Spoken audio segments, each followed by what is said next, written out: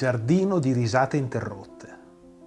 Sì, riconosco che come titolo per una canzone è un po' complesso, però del resto c'è anche I giardini di marzo, che è un capolavoro di Battisti e Mogol, e quindi ci può anche stare, no? Io in realtà, quando ho scritto questa canzone, ero stato influenzato proprio da Battisti e Mogol, ma non da questa canzone qui, che ho appena citato, ma da un altro pezzo, probabilmente un po' meno conosciuto, che si chiama Vendo casa, in cui il protagonista è un uomo che è distrutto perché è stato appena lasciato dalla sua compagna e si trova a vivere in questa casa e quindi ha la barba lunga, si lascia un po' andare. Sarà che in quel periodo anch'io avevo la barba lunga e infatti lo dico anche in una frase della canzone, anche se dico che avevo una barba, che avrò una barba molto chic, bianca e molto chic, anche se fortunatamente la mia è ancora nera. E, tra l'altro molto chic era per fare rima con Philip K. Dick, che è un autore che io amo molto, e di cui stavo guardando un telefilm, anzi una serie TV, in quei giorni, proprio tratto da un suo libro. Il libro si chiama La svastica sul sole e il telefilm si chiama L'uomo nell'alto castello, bellissimo. Quindi mi sono messo a scrivere questa canzone e mi ricordo che quel giorno eravamo verso tardo inverno, quasi all'alba della primavera, e c'era una giornata di tempesta fuori di casa. Vedevo gli alberi, le chiome degli alberi ballare da una parte all'altra e io ero in cucina e stavo bevendomi una birra.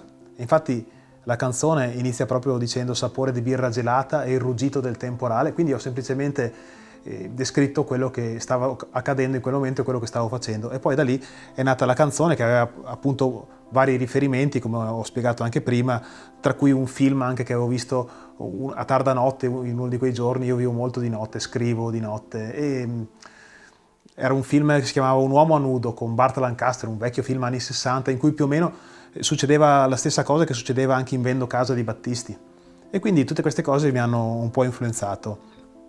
C'è una cosa che ricordo che mi fa sorridere, una frase che avevo scritto diceva l'uva dolce io la lascerò ai corvi, ripensando a te che scordi i nostri ricordi.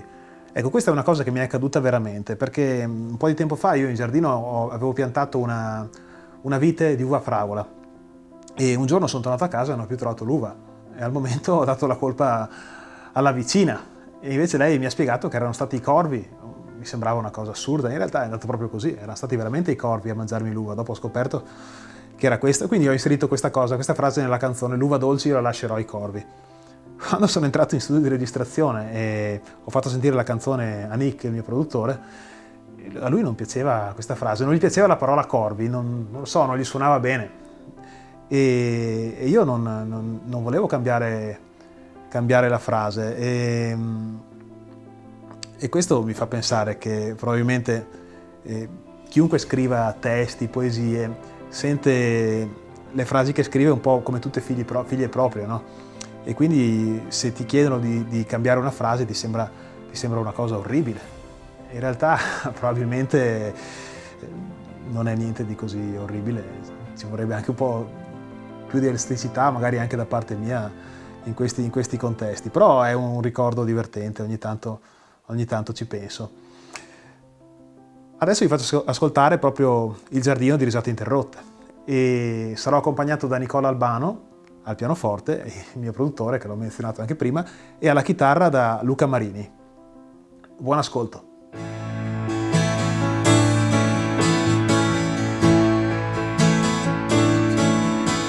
Sapore di birra gelata e il ruggito del temporale, appoggiato alla vetrata con un gomito finché fa male.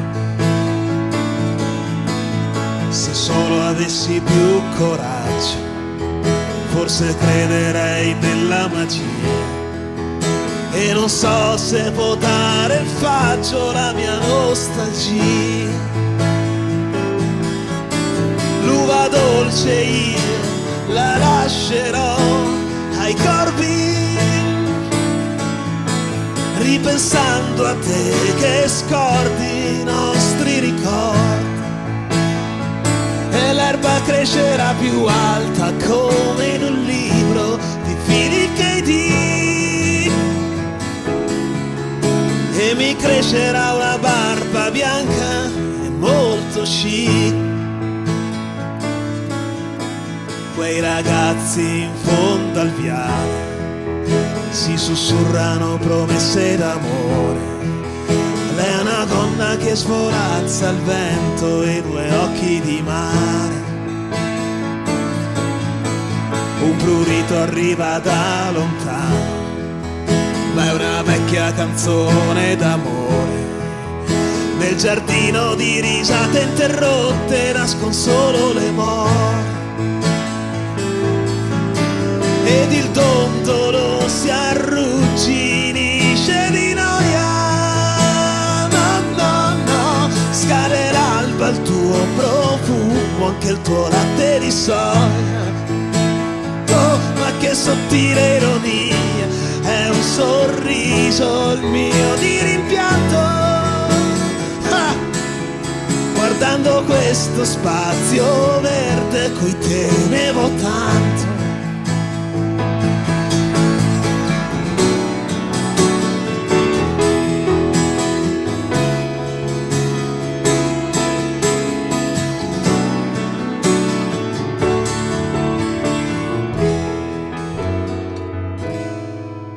L'uva dolce io la lascerò ai corvi, ripensando a te che scordi i nostri ricordi. E l'erba crescerà più alta come in un libro di Philip K. Dick. E mi crescerà una barba bianca e molto chic.